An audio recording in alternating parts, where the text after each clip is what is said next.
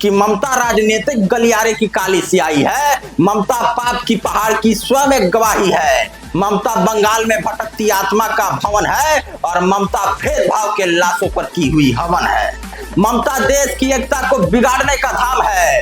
ममता क्रूरता और तानाशाही का नाम है। ममता में देश के गद्दारों का वास है।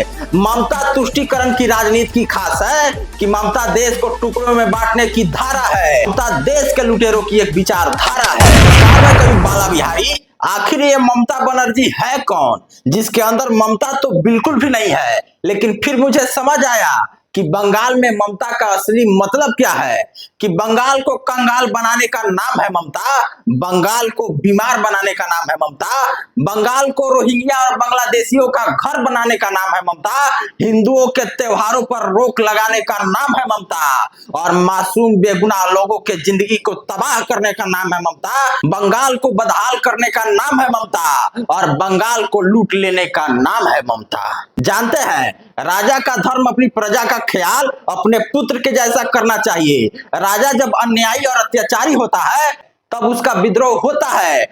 और ममता बनर्जी, इस विद्रोह से बचो, वरना जनता जो सिंहासन पर बिठाना जानती है वही जनता सिंहासन खाली कराना भी जानती है। गौर कीजिए दोस्तों, हमारी कविता की कुछ पंक्तियां हैं कि ममता राजनीतिक गलियारे की काली स्याही है, कि ममता राजनीतिक गलियारे की काली स्याही है। ममता पाप की पहाड़ की स्वयं एक गवाही है। ममता बंगाल में भटकती आत्मा का भवन है और ममता भेदभाव के लाशों पर की हुई हवन है। ममता भेदभाव के लाशों पर की हुई हवन है। ममता देश की एकता को बिगाड़ने का धाम है। ममता क्रूरता और तानाशाही का नाम है। ममता में देश के गद्दारों का वास है।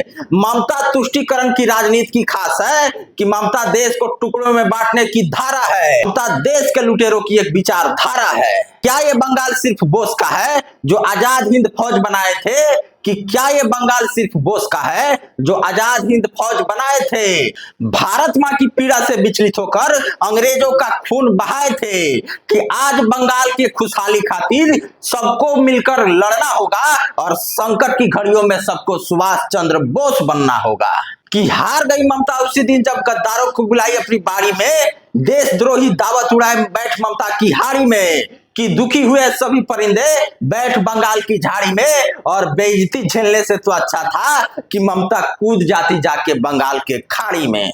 किसी दुख के घड़ी में सुख का नया जोश भी होगा, जय हिंद वंदे मातरम का उद्घोष भी होगा। किसी दुख के घड़ी में सुख का नया जोश भी होगा, जय हिंद वंदे मातरम का उद्घोष भी होगा। और छात्रों पर लाठी चलवाकर ममता ये समझती है कि हमने परमाणु गिरा दिया।